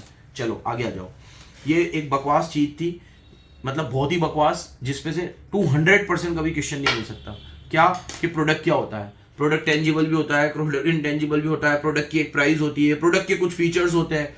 टिक तो करवा दिए थे मैंने, लेकिन क्वेश्चन बनने लायक नहीं है बिल्कुल भी, ठीक है। अब आ जाओ प्रोडक्ट लाइफ साइकिल पे से। इस पे सबसे ज्यादा क्वेश्चन है एमटीपी आरटीपी में, सबसे ज्यादा। एक तो प्रोडक्ट लाइफ साइकिल पे, एक्सपीरियंस कर्व पे और वैल्यू एनालिसिस पे, वैल्यू चेन एनालिसिस। 3 टॉपिक पे बहुत क्वेश्चन है, तीनों लाइन से दे रखे हैं, फटाफट पढ़ लो। पहली, प्रोडक्ट लाइफ साइकिल की मैंने तुम्हें कही थी 5 स्टेज होती है। इसका क्वेश्चन याद है कैसे देते हैं? एक, तुम्हें कंपनी के बारे में बता देंगे, पहले कंपनी ये थी, फलाना थी, डेमोक्रा थी, फिर एकदम से प्रोडक्ट गिरने लग गया, ये हो गया, बताओ कौन सी स्टेज में है ये। तो उसकी वो स्टेज पहचानने का 1 नंबर, और फिर ऐसे लिख देगा बाकी की भी स्टेजेस लिखो, तो उसके 4 नंबर। तो पूछेगा वो 5, लेकिन 1 पहचानने का, 4 लिखने का। तो मतलब ये 5 स्टेज जोड़ा है जो साथ में ही आई है आज तक। तुम्हें एमटीपी आरटीपी में दिख जाएगा जो क्वेश्चन में बोल रहा हूं। तो फटाफट से मेरी बात सुन लो। 5 स्टेजेस में आपका प्रोडक्ट लाइफ साइकिल होता है। पहला, इंट्रोडक्शन स्टेज। इसमें आपकी सेल भी ग्रोथ कम होती है, कंपटीशन भी कम होता है, प्राइसेस हाई होते हैं क्योंकि नए नए आए हो आप और आपको सब चीज मीट आउट करने के लिए पैसा थोड़ा ऊंचा ही रखना पड़ेगा। अवेयरनेस कम होती है क्योंकि आप नए हो तो प्रोडक्ट के बारे में लोगों को जानकारी कम है। ये इंट्रोडक्शन है। सेकेंड स्टेज आती है आपकी ग्रोथ। इसमें आपका प्रोडक्ट का डिमांड बढ़ता है। डिमांड बढ़ता है तो आप प्राइसेस भी धीरे धीरे कम करते हो, कंट्रोल करने की कोशिश करते हो। हालांकि डिमांड बढ़ने से तो प्राइस और बढ़ता है, लेकिन यहाँ पे क्या है, कंपैरेटिवली डिमांड बढ़ गया है और कॉस्ट की भी मेरे को नॉलेज आ गई है कि इसको कॉस्ट कंट्रोल कैसे करना है। तो उस वजह से मेरी प्राइस थोड़ी सी कम हो गई है। इसको ऐसा मत लिख देना कि डिमांड बढ़ने से प्राइस हो, तो तुम तो इकोनॉमिक्स की धज्जियां उड़ा दोगे फिर अगर ऐसा लिख दिया तो, ठीक है। मतलब तो इकोनॉमिक्स के बेसिक प्रिंसिपल के अगेंस्ट चले गए, क्योंकि यहाँ साथ में लिखी हुई है दोनों बातें कि रैपिड मार्केट एक्सेप्टेंस होता है, डिमांड एक्सपेंड होती है, प्राइस फॉल होता है। तो डायरेक्ट मत लिख देना इसकी वजह से नहीं होता प्राइस फॉल, ठीक है। ये इस स्टेज का फीचर है कि ये सब चीजें होती है, साइमल्टेनियस होती है। ये थोड़ी बोल रहा है आगे पीछे हो सकती है, ठीक ठीक है, अभी डिमांड बढ़ रही है, फिर डिमांड कम भी होती होगी, फिर प्राइस कम होती होगी। मोरल ऑफ द स्टोरी क्या है, सेकेंड फेज में हमें कॉस्ट की जानकारी आ जाती है। अब हम नए नहीं है, जब कॉस्ट कटिंग करना आ जाएगा ना तो प्राइस अपने आप इंट्रोडक्शन वाले स्टेज से तो कम ही हो जाएगा, क्योंकि अब आपको पता है ये चीज को सस्ते में भी बनाया जा सकता है, तो सस्ते में बेचा भी जा सकता है, और डिमांड बढ़ेगी इसमें फर्स्ट स्टेज के मुकाबले, क्योंकि अब आपका प्रोडक्ट नया नहीं है, लोगों का अवेयरनेस का लेवल भी बढ़ गया, लोगों को पता चल गया आप मार्केट में आ चुके हो। थर्ड फेज, ठीक है, इसमें आप मैच्योरिटी पे आ जाओगे और ग्रोथ थोड़ी सी स्लो डाउन हो जाएगी, ठीक है, कंपटीशन भी आपको ज्यादा मिलेगा। और लास्ट स्टेज डिक्लाइन, अब इसमें आपका प्रोडक्ट का ग्रोथ, अभी तो फिर भी ग्रोथ कम हुआ था लेकिन सेल कम नहीं हुई थी, अब तो सेल भी कम हो जाएगी। डिक्लाइन नाम है इसका। क्या नाम है? डिक्लाइन। कुछ एग्जांपल्स से इसको और अच्छे से समझते हैं। अभी आपकी जो यूपीआई पेमेंट्स है उसमें गूगल पे और फोन पे का एक तरफा राज है। आपको जितने भी स्कैनर देखे सामने फोन पे, कहीं तुझे फोन पे दिखेगा, कहीं गूगल पे दिखेगा, लेकिन अमेजोन पे भी अब इसमें आगे आ रहा है और एड वेड भी कर रहा है बिल्कुल सीरियस। और अमेजोन पे से मैंने देखा भी, कुछ बच्चों ने मेरे को अमेजोन पे से फीस दी, तो मैंने नोटिस किया कि ये बढ़ रहा है धीरे धीरे, तो यूपीआई को ये टक्कर देगा अभी, लेकिन ये इंट्रोडक्शन वाली स्टेज में। जैसे व्हाट्सअप पे तो चला ही नहीं, बिल्कुल फेल हो गया वो तो। व्हाट्सअप का एक ही फीचर है जो टोटल फेल हो गया। एक जना नहीं देखा मैंने आज तक जिसने पेमेंट रिसीव करी हो या पे करी हो, किसके थ्रू? व्हाट्सअप पे के थ्रू। तो खत्म हो गया शुरू होने से पहले ही, हटा देगा व्हाट्सअप अब उसे शायद धीरे धीरे। लेकिन अमेजोन ने हार नहीं मानी, अमेजोन पे ने लगा रहा, और अभी उसने किसको 2-4 सेलिब्रिटीज को हायर किया है। हर यूट्यूब देखते तो उसमें बीच में ऐड आते हैं उनके, और वो लोग चला रहे हैं और कैशबैक भी ऑफर कर रहे हैं, अलग अलग रिवॉर्ड पॉइंट्स भी दे रहे हैं, ये दे रहे हैं, ठीक है। तो लोग चलाने लगे अब, तो धीरे, ये अभी इंट्रोडक्शन में है। कुछ समय में अगर अपन जिंदा रहे तो 2-4 महीने में मैं तुम्हें बता दूंगा ये सेकंड में आ जाएगा, ग्रो करेगा, ये देखना तुम्हें अलग अलग जगहों पे इसके भी स्कैनर दिखेंगे, ठीक है। फिर थर्ड और फोर्थ पे जब आएगा तब आएगा, लेकिन अभी ये इंट्रोडक्शन वाली स्टेज पे तो मैं कह सकता हूँ ये बेहतर कर रहा है, और शायद ये सेकंड पे आएगा अब धीरे धीरे। ये होती है प्रोडक्ट लाइफ साइकिल, और ये आपको हर बिजनेस में देखने को मिलेगी। अब आपको इससे बचना है, डेक्लाइन से बचना है, तो ही तो ये सब्जेक्ट पढ़ाया जा रहा है कि लगातार इन्वायरमेंट को स्कैन करते रहो, स्ट्रेटेजी बनाते रहो, ये करते रहो, वो करते रहो, यही तरीका है बचने का। नहीं तो ये प्रोडक्ट लाइफ साइकिल तो आएगी, ठीक है। ये इंसान की तरह है, जैसे आप जैसे जैसे ग्रो करोगे तो आपका बुढ़ापा भी दिखेगा, ठीक है, आपके फीचर्स में भी वो चीज़ें दिखेंगी, ठीक है, आपके बोल चाल में, आपके किसी भी चीज़ को देखने के नज़र, हर चीज़ में आपको जैसे इंसान ढलता है ना, वैसे प्रोडक्ट भी ढलेगा, ठीक है। इंट्रोडक्शन के बाद ग्रोथ भी आनी है, ग्रोथ के बाद मैच्योरिटी भी आनी है, और मैच्योरिटी के बाद डिक्लाइन भी आना है। अब इसको कैसे आप रोक सकते हो वो आपके ऊपर है। जैसे इसमें एक बार बार बात करता हूं मैं कि ये जो एक्टर्स होते हैं, ये लोग अपने हेल्थ के ऊपर काम कर करके ये लोगों ने कुदरत की चीज को भी कम कर दिया कि 60 साल 65 साल में भी ये 60 साल 65 साल जैसे नहीं दिखते। तो इसका एक क्रेडिट इनको देना चाहिए कि किस तरीके से कर रहे हैं, जैसे भी कर रहे हैं, खाने पीने पे कंट्रोल करके, लगातार फिटनेस के ऊपर ध्यान देकर, या व्हाटएवर, ठीक है। तो ये एक ही चीज है जो इनसे सीखी जा सकती है बस, और तो कुछ भी नहीं, कि अपने एज, जो एज है उससे भी इन लोगों ने लड़ाई लड़के अपनी एज को भी मात दे दी है, बिना किसी प्लास्टिक सर्जरी के या बिना किसी ऑपरेशन के या इन चीज़ों के, क्योंकि इन चीज़ों से भी हो जाती है आजकल। अमेरिका में एक बंदे ने अपनी सर्जरी करवा कर अपने आप को 20 साल छोटा कर दिया, तो उसका बिफोर और आफ्टर का मैंने पिक देखा ना, तो मैंने कहा अरे भाई ये है क्या ये, ठीक है, विश्वास ही नहीं होगा तुम्हें, ठीक है, सुखट्टे जैसे हो गए, तब पतला सा मुंह, 18-20 साल के छोरे छपाटे कैसे होते हैं वैसा हो गया है वो। मैं कहा ये क्या क्या अमेरिका वाले क्या क्या करते रहते हैं, मतलब तो वो उस तरीके से तो करना अलग चीज हो गई। ये लोग तो भाई अपने आप को मेंटेन करके वैसा किया जा सकता है, ठीक है। सेम ऐसे ही आपके बिजनेस में भी डिक्लाइन आएगा, मैच्योरिटी भी आएगी। अब आप इसको कैसे रोकोगे, इस चैप्टर से। अब नेक्स्ट आता है वैल्यू चेन एनालिसिस। ये क्या है? 4 स्टेज आ गई समझ में बराबर, इंट्रोडक्शन, ग्रोथ, मैच्योरिटी और डिक्लाइन। बराबर एक एक चीज याद रखना किस स्टेज में क्या हो रहा है। पहली स्टेज में ग्रोथ एकदम कम है, दूसरे में ग्रोथ एकदम ज्यादा है, डिमांड भी ज्यादा है और सब अच्छा हो रहा है। थर्ड में डिमांड में स्लो डाउन आ गया है क्योंकि कंपटीशन बहुत ज्यादा हो गया, और फोर्थ में तो हद ही हो गई, सेल ही गिरने लग गई। आगे आते हैं वैल्यू चेन एनालिसिस। मैंने बताया था इसमें आप अपने अलग अलग प्रोसेस को ब्रेक डाउन करते हो, ऑपरेशन को सीक्वेंस में जमाते हो, और हर सीक्वेंस से एफिशिएंसी को बढ़ाने की कोशिश करते हो। ये वैल्यू चेन एनालिसिस। फिर सुनना, एक ऐसा मेथड जिसमें आप अपने सारे प्रोसेसेस को ब्रेक डाउन करते हो, छोटे छोटे टुकड़ों में बांटते हो, उनके सीक्वेंस को इंप्रूव करते हो और उससे एफिशिएंसी बढ़ाने की कोशिश करते हो और कॉम्पिटिटिव एडवांटेज लेने की कोशिश करते हो, उसे वैल्यू चेन एनालिसिस बोलते हैं। इसमें मैंने आप लोगों को 5 मेन एरियाज बताए थे। Inbound logistics, transform this input into output, इसका कोई न्यूमेरिक नहीं बनाया था, ऐसा कैसे याद करवाया था।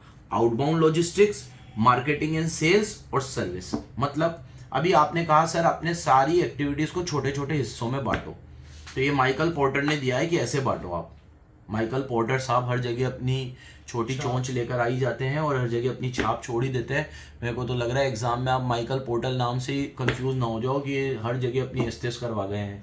तो एक पन्ना माइकल पोर्टर के नाम का बनाकर अपनी पर्ची बनाकर एग्जाम में ले जाना कि हर चैप्टर में माइकल पोर्टर साहब ने कहाँ कहाँ पे क्या क्या बोला है। ठीक है, यहाँ पे बोला है इन्होंने वैल्यू चेन के बारे में, अभी तो मैं ही स्टार्टिंग में कंफ्यूज हो गया था। एक पीछे उन्होंने कहाँ दिया, अपनी जेनरिक स्ट्रेटेजीज भी दिए और 5 वो bargaining power of consumer, bargaining power of supplier, ये भी माइकल पोर्टर साहब की देन है। तो एक माइकल पोर्टर जी को प्रणाम करते हुए उनका एक डेडिकेटेड पेज बना लो और वो पेज को हमेशा देखते रहो जब तक पेपर नहीं हो जाते कि माइकल पोर्टर ने हर चैप्टर में कहाँ कहाँ हमें क्या क्या दिया है। फर्स्ट में मेरे हिसाब से उन्होंने कुछ नहीं दिया, जो भी उन्होंने अपनी छाप छोड़ी है वो सेकंड और थर्ड में छोड़ी है। फोर्थ के अंदर वो जो मैंने स्ट्रेटेजिक चॉइसेस बताई थी आपको, वो चार्ट, वो उसमें तो कहीं नहीं थे इनका नाम। फिर बीसीजी मैट्रिक्स वगैरह पढ़ाए थे, उसमें अगर इनका कोई एक मैट्रिक्स हो तो वो देख लेना, उनमें नाम मेरे को याद नहीं है। एक एडीएल मैट्रिक्स था, एक बीसीजी था, जनरल इलेक्ट्रिक था, ठीक है, एक एनसॉफ था, ठीक है, तो उधर भी नहीं थे। और 5वें में तो कहीं नहीं थे, 5वां तो बिल्कुल अलग ही है, ठीक है। तो चैप्टर नंबर 2 और चैप्टर नंबर 3 में इन्होंने अपने थोड़े ज्ञान की बातें करी है, वो एक पेज पे लिख लेना ताकि एक जगह पे लिखने से जल्दी याद हो जाएगा। अब जल्दी सुनो, 5 एक्टिविटीज में इन्होंने अपने सीक्वेंस को बांटा है, अपने प्रोसेस को बांटा है, सॉरी, क्योंकि आपने सर बताया वैल्यू चेन एनालिसिस का मतलब है कि अपने प्रोसेस को छोटे छोटे सीक्वेंस में बांटना और उससे एफिशिएंसी निकालना। तो कैसे बांटे सर? तो इन्होंने कहा 5 ऐसे बांटो भाई। इनबाउंड लॉजिस्टिक को अलग कर दो, मटेरियल हैंडलिंग, स्टॉक कंट्रोल, ये सब इनबाउंड में आएगा। कहाँ कहाँ से मटेरियल लाते हो, क्या करते हो, ये एक पार्ट हो गया तुम्हारा। फिर इनपुट को आउटपुट में ट्रांसफॉर्म करने के लिए जितनी भी चीजें लगती है, पैकेजिंग, कंट्रोलिंग, असेंबली, टेस्टिंग, ये एक प्रोसेस हो गया आपका। अब जैसे ही वो माल बन जाएगा तो वेयर हाउस में पड़ा रहेगा, कस्टमर तक जाएगा, ये आउटबाउंड लॉजिस्टिक हो गया। फिर इनको यूज करने बनाने के लिए मार्केटिंग और सेल्स यूज किया होगा आपने, एडवर्टीजमेंट वगैरह, वो एक हो गया। और इसके बाद आफ्टर सेल सर्विस, ये एक हो गई। तो ऐसे 5 एक्टिविटीज में आप अपने बिजनेस को बांट सकते हो। Inbound, outbound, inbound transformation, outbound, inbound transformation, outbound, फिर मार्केटिंग एंड सेल्स और आफ्टर सेल्स सर्विस। फिर आता है आपकी ये सारी प्राइमरी एक्टिविटीज से कुछ सपोर्ट एक्टिविटीज भी है। इसमें भी आप इसमें 4 हिस्सों में और इनको अलग से फिर डाल सकते हो। प्रोक्यूरमेंट, टेक्नोलॉजिकल डिप्लॉयमेंट, ठीक है, फिर एक बताता ह्यूमन रिसोर्स मैनेजमेंट और एक इंफ्रास्ट्रक्चर, ठीक है। मतलब ये जितनी भी प्राइमरी एक्टिविटीज है ना, are link to support activities and this can be, मतलब इनको भी फिर आप फर्दर और 4 हिस्सों में बांट सकते हो। जैसे आपने इनबाउंड लॉजिस्टिक करा तो उसमें मटीरियल वगैरह आ गया, कहाँ से खरीदोगे, क्या करो, तो उसमें 4 चीजें करो। प्रोक्यूरमेंट, कहाँ से लाओगे, टेक्नोलॉजिकल डिप्लॉयमेंट और बेहतर हो सकता है क्या, ह्यूमन रिसोर्स कौन लाएगा कौन नहीं लाएगा, इसको कौन देखेगा, और इंफ्रास्ट्रक्चर। तो मतलब ये 5 एक्टिविटीज के भी अंडर 4 प्रोसेस और हो सकते हैं। जो ये 4 प्रोसेस कौन से हैं? प्रोक्यूरमेंट, टेक्नोलॉजी, ह्यूमन रिसोर्स और इंफ्रास्ट्रक्चर। खत्म हुआ ये। अब फिर माइकल पोर्टर के 5 फोर्सेस मॉडल आते हैं। इसके बारे में अधिकतर क्वेश्चन है, मैंने पहले ही बोल दिया कि product life cycle, value chain analysis, experience curve और ये 5 फोर्स मॉडल, इन पे से अधिकतर क्वेश्चन है। स्टार्टिंग में जो पढ़ा उसमें पेस्टल पे से कुछ आ जाए और फिर वो अगर उन्होंने वो दे दिया advantage, why do global business, तो बिल्कुल लल्लू हो गया, फिर मतलब चैप्टर का मजा किरकिरा हो गया। एक ही देना है उनको, उधर से दे दिया तो भी अपन ने कवर तो कर ही लिया है सब, ठीक है। यहां से दे दे तो ज्यादा बेहतर है, क्योंकि इसके अंदर नंबर कटने की चांसेस बहुत कम हो जाएंगे। जैसे तुम प्रोडक्ट लाइफ साइकिल में 4 स्टेज लिखोगे तो 4 स्टेज वही लिखोगे जो इसने दे रखी है, अपनी मर्जी से नहीं लिखोगे। फिर अभी जो 5 प्रोसेस बताए उसमें भी अपनी मर्जी से कुछ नहीं लिखोगे। फिर अभी ये 5 फोर्सेस है जो इसके, थ्रेट ऑफ न्यू एंट्रेंट वगैरह 5, वो पांचों भी वो की वही आएगा जो इसने बोला है। तो इसमें क्या चांसेस कम है नंबर कटने के, ये आ जाए तो ज्यादा बेहतर है। उधर से आ गया तो थोड़ा ठोकोलॉजी भी चलेगा। माइकल पोर्टर साहब ने ये कहा है कि जब भी आप किसी को, एनवायरमेंट स्कैनिंग नाम है इस चैप्टर का, तो जब भी आप एनवायरमेंट को स्कैन करते हो, स्ट्रेटेजी बनाते हो, तो 5 फोर्सेस है कंपटीशन के जो आपको देखने चाहिए। 5, आप इसने नाम थ्रेट दिया है इसको, थ्रेट के 5 डर है, ये खतरे हैं। तो जब भी आप स्ट्रेंथ, अपॉर्चुनिटी, वीकनेस, ठीक है, स्वॉट एनालिसिस करो, तो ये 5 चीजों का ध्यान रखो खास। तो ये कौन सी 5 चीजें हैं माइकल पोर्टर के हिसाब से? पहली थी थ्रेट ऑफ न्यू एंट्रेंट्स, ठीक है, हमेशा स्कैन करते रहो कि कोई नया कॉम्पिटिटर तो मार्केट में नहीं आया ना, ये स्कैन करो, ठीक है, क्योंकि अभी थोड़ी देर पहले कहा, कई बार नए मार्केट में जो बंदे आते हैं वो आपका खेल बिगाड़ देते हैं, और फिर आपको अपने हिसाब से, अपने आप को उसके हिसाब से अपडेट करना। अभी एक्टर्स की बात चल रही थी, ठीक है, तो ये जो 60 साल वाले एक्टर्स हैं, 55 to 60 में जो आते हैं, अजय देवगन आ गया, आमिर खान, शाहरुख खान, सलमान खान, अक्षय कुमार, ये 5 ही है। इन 5 ने अभी तक भी अपने आप को एज अ लीड रोल रखा है, ये अभी भी किसी भी मूवी में एज अ लीड रोल आ रहे हैं, ठीक है, जबकि 30 साल वाले भी बहुत सारे एक्टर्स हैं जो अपनी छाप छोड़ चुके हैं, ठीक है, बहुत अच्छा काम भी कर रहे हैं, तो उनके सामने भी ये कॉम्पीट कर पा रहे हैं। तो मतलब ये ध्यान रख रहे हैं अपने न्यू एंट्रेंट्स का कि वो किस तरीके से काम कर रहे हैं, ये भी अपने आप को वैसा मेंटेन रख रहे हैं आज भी, ठीक है। इनके पहले का फिल्म इंडस्ट्री का ज़माना देखोगे, जैसे अमिताभ बच्चन वाला ज़माना देखोगे, तो तुम्हें लगता है अमिताभ बच्चन जब 60 का हुआ होगा तब भी वो लीड रोल में आ रहा होगा? नहीं आ रहा होगा। उसके पहले तुम राजेश खन्ना वाला ज़माना, तो आ ही रहे थे ना। कहाँ आ रहा था बता मुझे? लास्ट सूर्यवंशम 60 साल का होगा क्या वो, ठीक है, पता नहीं, होगा भी सही, पता नहीं, ठीक है, लेकिन मुश्किल है, मतलब ये लोगों ने जितना साल रखा है ना उतना साल तो बहुत मुश्किल है, ठीक है। अब जो आएगा देखो, जो आगे आता है वो और बेहतर ही होता जाता है। तो थ्रेट ऑफ न्यू एंट्रेंट हमारा पहला थ्रेट है। New entrants can reduce the industries profitability because they add new production capacity, increase the supply, फलाना ढिमकड़ा, ठीक है, वो लोग सप्लाई बढ़ाएंगे, ज़्यादा माल प्रोड्यूस करेंगे, तो उससे क्या होगा, आप लोगों का, आप जिस लेवल पे काम कर रहे हो आपका काम नीचे ही जाएगा, क्योंकि वो उस चीज़ को सही रेट में दे देगा, छोटी कम रेट में दे देगा, सप्लाई बढ़ जाएगा, सप्लाई बढ़ेगा तो आपको प्राइस कम करना पड़ेगा। तो न्यू एंट्रेंट का ध्यान रखो। अब इसके अंदर न्यू एंट्रेंट में क्या क्या चीज़ें हैं, 3-4 चीज़ें और दे रखी थी कि capital requirement, economies of scale, differentiation, switching cost.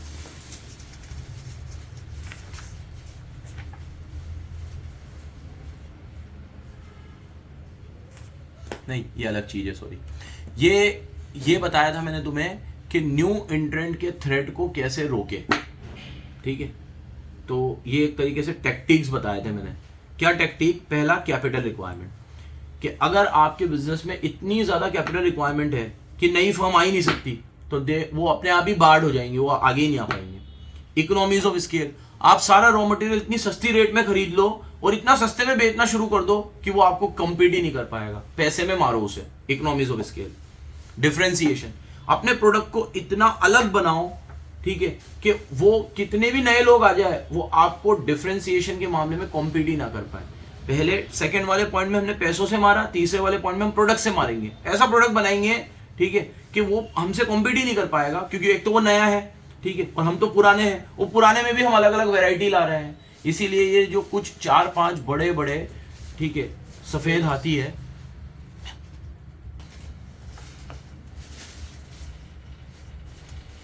वो लोग आज भी क्यों टिके हुए हैं? क्योंकि प्रोडक्ट डिफरेंशिएशन पे बहुत ज़बरदस्त काम कर रही है कुछ कंपनियां, बहुत ज़बरदस्त। इसीलिए नई फर्म मार्केट में एंटर नहीं हो पा रही, हो भी रही है तो वो उनको कॉम्पीट ही नहीं कर पा रही उस चीज़ में।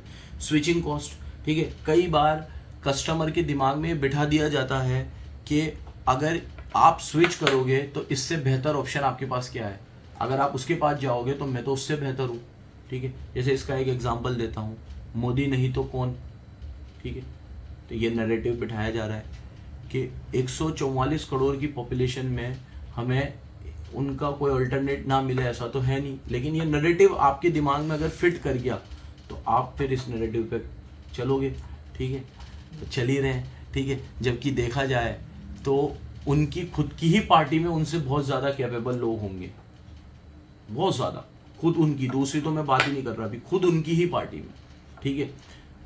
लेकिन ये नैरेटिव क्यों बिठाया जा रहा है? क्योंकि ये दिमाग में अगर एक बार घर कर गया ना, ठीक है, तो फिर हमें अपना प्रोडक्ट बेचने में सबसे ज़्यादा आसानी रहेगी कि चलो एक पल के लिए मान भी लिया ये खराब है, अब अच्छा कौन है, ठीक है, नैरेटिव है, ठीक है। तो ये स्विचिंग कॉस्ट है कि उनके दिमाग में बिठा दो कि भैया अगर तुम हमारे प्रोडक्ट को छोड़ोगे तो दूसरा प्रोडक्ट में स्विच करने में तुम्हें कॉस्ट लगेगी और हमसे अच्छा भी नहीं मिलेगा वो। फिर ब्रांड आइडेंटिटी, अपने आप को ऐसा ब्रांड की तरह प्रेजेंट करो कि ये कोई जो नया बंदा है ना वो ये सोच ले कि भैया इनसे कहाँ कॉम्पीट करेंगे यार, अपन सोच तो रहे हैं आने की लेकिन कहाँ आ पाएंगे, ये तो कितना बड़ा ब्रांड है, ठीक है। वैसा परसेप्शन मार्केट में क्रिएट करो, है भी नहीं तो भी परसेप्शन तो क्रिएट करो, ठीक है। तो बहुत सारी कंपनियां इसको करती है, ठीक है। अभी ये पॉलिटिक्स का एग्जांपल इसलिए दे रहा हूँ क्योंकि ये अभी हमारे यहाँ पर ये पॉलिटिक्स भी अब एक तरीके से कंपनी बन चुकी है, बिजनेस बन चुका है। ये लोग इसी तरीके से काम कर रहे हैं, एडवर्टीजमेंट एजेंसीज को हायर करना, ठीक है, और ये सब चीज़ें करना। ये पहले कहाँ होता था? 20 साल 25 साल पहले इस तरह की पॉलिटिक्स थी ही नहीं, ठीक है। अलग तरह की पॉलिटिक्स थी, लोगों से मिलने की पॉलिटिक्स तो खत्म ही हो गई है। कितने नेता जाते हैं, वो कितना एक था, ठीक है, रोल कि घर घर जा रहे हैं चुनाव के लिए वोट मांगने, मतलब जो चुनाव का पीक सीजन आता था तब भी घर घर वाली तो पॉलिटिक्स ही खत्म हो गई है। इनफैक्ट ऐसी पॉलिटिक्स आ गई है कि जो जिस रीजन से भी बिलोंग नहीं करता वो वहाँ से चुनाव लड़ रहा है और जीत भी रहा है।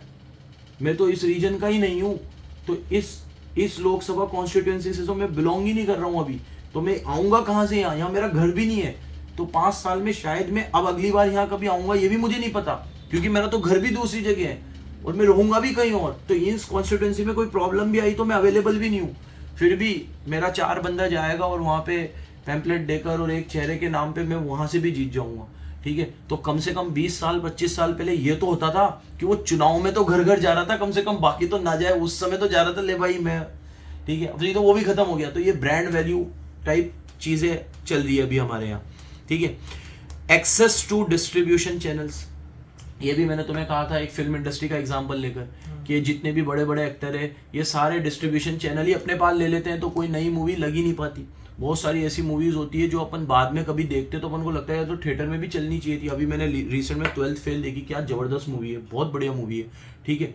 हालांकि उसको तो थिएटर्स भी मिले और उसने थिएटर में भी अच्छा काम किया, बहुत बढ़िया अर्न भी किया, लेकिन ऐसी और भी कितनी मूवीज होंगी जो बड़े हीरो की मूवी लगती है तो उनको स्क्रीन ही नहीं मिलती अवेलेबल और वो पिट जाती है, ठीक है। अभी मैदान आई है, मैदान अजय देवगन की, ठीक है। मेरे दोस्त लोग बता रहे थे बहुत बढ़िया रिव्यू है उसके, लेकिन उसको ये बड़े मियाँ छोटे मियाँ के साथ डाल दिया जबरदस्ती, तो ईद पे ना तो वो चली ना ये चली। नहीं तो ईद एक इतना बड़ा फेस्टिवल है कि इस पे 100-200 करोड़ किसी मूवी के लिए कमाना कोई बात नहीं है। वो 45 करोड़ पे अटक गई, ये 40 करोड़ पे अटक गई, ठीक है। और ये डेट दोनों एक साथ क्लैश नहीं होती। उसको अगर मैदान को इससे ज्यादा स्क्रीन्स मिल जाती तो 100% वो मूवी चलती। उसकी स्टोरी में बहुत दम है और अजय देवगन ने एक्टिंग भी कमाल करी है उसमें, ठीक है। 200 बता रहे थे, देखी नहीं है मैंने अभी, ठीक है।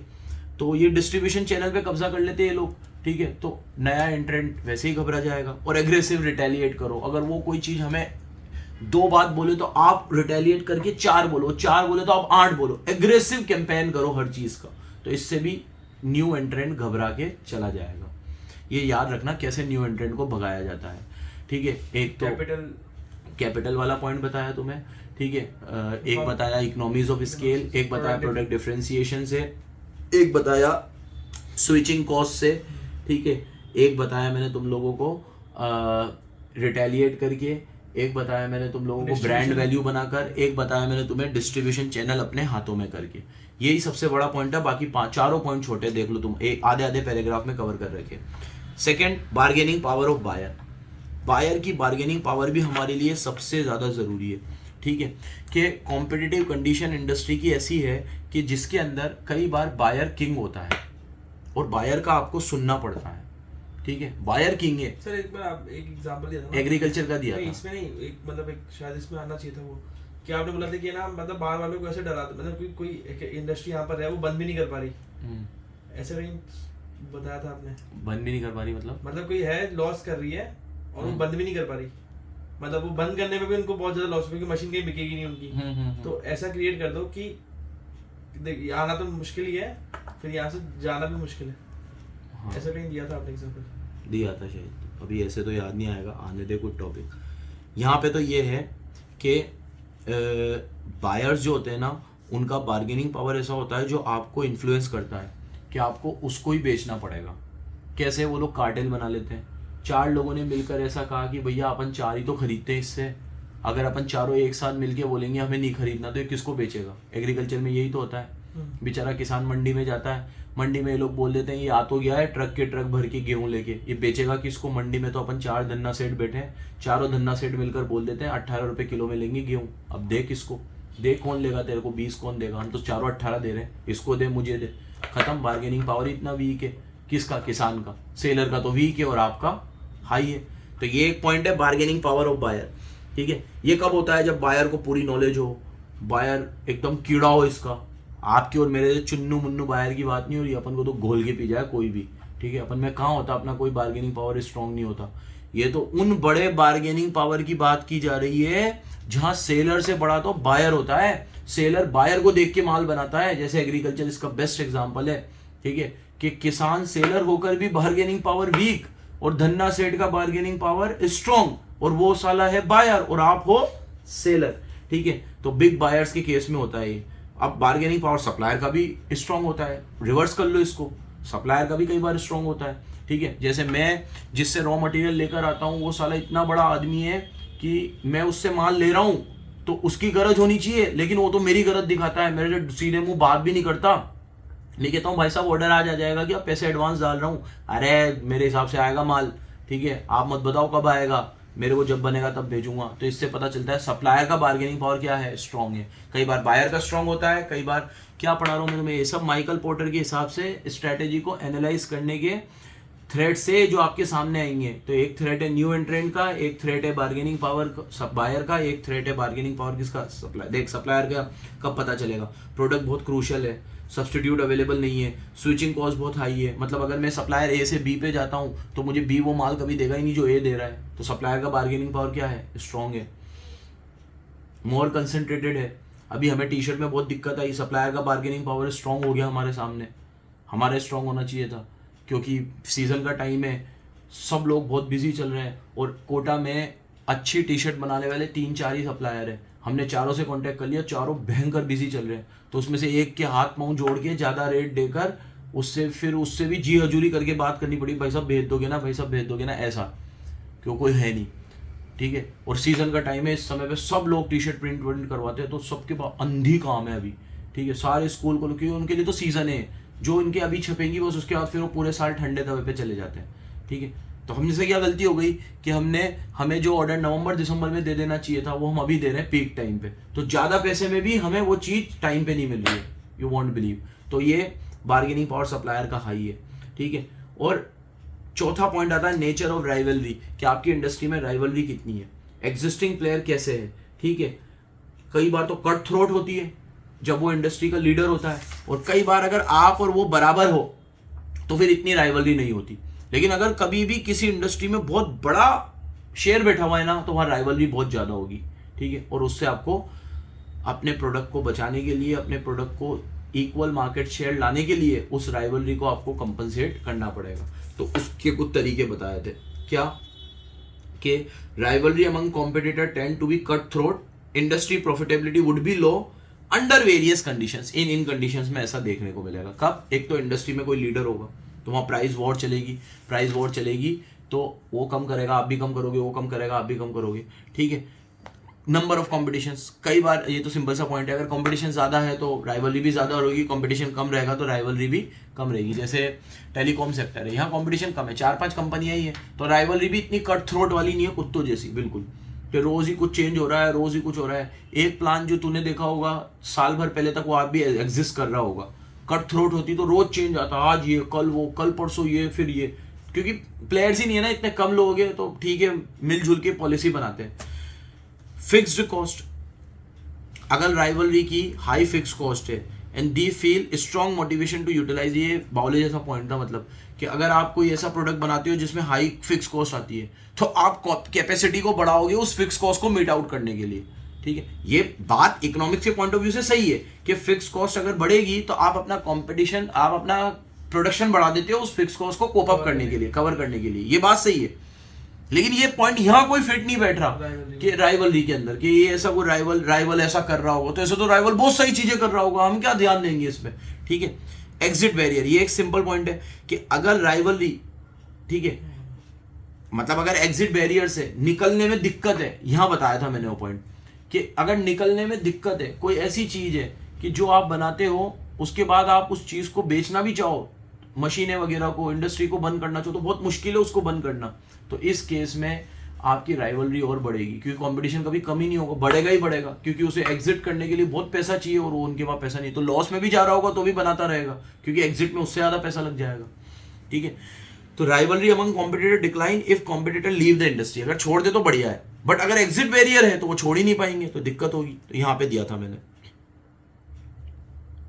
यहां तूने लिखा है मैसेज देने के लिए बाहर की डैडी मत, पता नहीं क्या मैसेज देने के लिए कि बाहर की देखो, मतलब बाहर की देखो मत, ये आना एग्जिट। अरे छोड़ दे साले, मतलब खुद को भी समझ में नहीं आता क्या लिखता है। मैं बता रहा हूँ मैसेज देने के लिए कि बाहर को कि ना देखो मत ही आना, क्योंकि यहाँ पर आना तो मुश्किल है, इसे एग्जिट भी बाहर से मुश्किल है। प्रोडक्ट डिफरेंशिएशन, अभी ये उधर भी आया था इधर भी आया, सेम रीजन है इसका। लास्ट पे आ जाते हैं अपन थ्रेट ऑफ, ये मैंने क्या रीजन पढ़ा है तुम्हें कि कंपटीशन कब ज्यादा होगा। ठीक है, राइवलरी कट थ्रोट होगी तब, ठीक है, नंबर ऑफ कॉम्पिटिटर्स ज्यादा होंगे, फिक्स कॉस्ट वाला तो बकवास पॉइंट था, एग्जिट बैरियर होंगे और प्रोडक्ट डिफरेंशिएशन होगा। इन चीजों में राइवलरी सबसे ज्यादा देखने को मिलती है। लास्ट थ्रेट है आपका सब्सटीट्यूट का थ्रेट ऑफ सब्सटीट्यूट, कि जो लगातार सब्सटीट्यूट आते जा रहे हैं। AI का इसमें एग्जांपल दिया था मैंने। ठीक है, तो ये सब्सटीट्यूट प्रोडक्ट आपके लिए सबसे बड़ा थ्रेट होता है, क्योंकि रिसर्च एंड डेवलपमेंट हर कोई बहुत ज़्यादा कर रहा है, और जितना ज़्यादा रिसर्च एंड डेवलपमेंट हो रहा है, कंट्री वाइज भी हो रहा है, इंडस्ट्री वाइज भी हो रहा है, देश के अकॉर्डिंग भी हो रहा है। ठीक है, इसराइल 6% अपने GDP का R&D पे खर्च करती है, बिलीव करोगे तुम? उसका अगर 100 करोड़ का बजट आता है तो उसमें से वो लोग 6 करोड़ रुपया सिर्फ R&D पे खर्च कर देते हैं। तो बहुत बड़ा है, तुम्हें लग रहा होगा 6% है सर, 6% अपना 0.4% है, सिर्फ 0.2%। ठीक है, अब रिसर्च एंड डेवलपमेंट पे कोई 6% खर्च करे, मिलिट्री पे कोई 10% खर्च करे, एजुकेशन और हेल्थ पे 20% खर्च करे, इसे बोलते हैं बजट, इसे बोलते हैं एग्रेसिव बजट। ठीक है, अभी क्या ये देश इंफ्रा वगैरह में बहुत आगे निकल गया, इनको वहाँ इतना खर्च नहीं करना पड़ता, और उनको तो पहले इंफ्रा पे भी बहुत करना पड़ता है, मेडिकल पे, फार्म लोन वेवर पे, इस पे, ये मुफ्त अनाज और इन तरह की स्कीमों पे, इनसे ही हम तो ऊँचे नहीं आ रहे। ठीक है, 5 किलो राशन देने से कुछ नहीं होगा देश का। ठीक है, आप भले कह दो कि 20 करोड़ लोगों को हमने 5 किलो दाल और 5 किलो चावल, और दाल चावल खा के वो रात को सो जाएंगे। ठीक है, सुबह उठेंगे फिर तुम उसे दाल चावल दे दो, तरक्की नहीं हो रही है, कुछ भी नहीं होगी।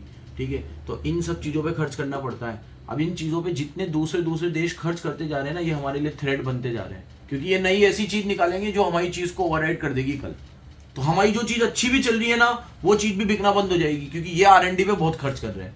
ठीक है, तो 5 तरह के थ्रेट होते हैं माइकल पोर्टर के हिसाब से, जिन पे हमें देखना चाहिए, काम करना चाहिए। अब एक आध चीज़ तू पढ़ लेना यार, 3 टॉपिक बचेंगे तुम्हारे, कस्टमर।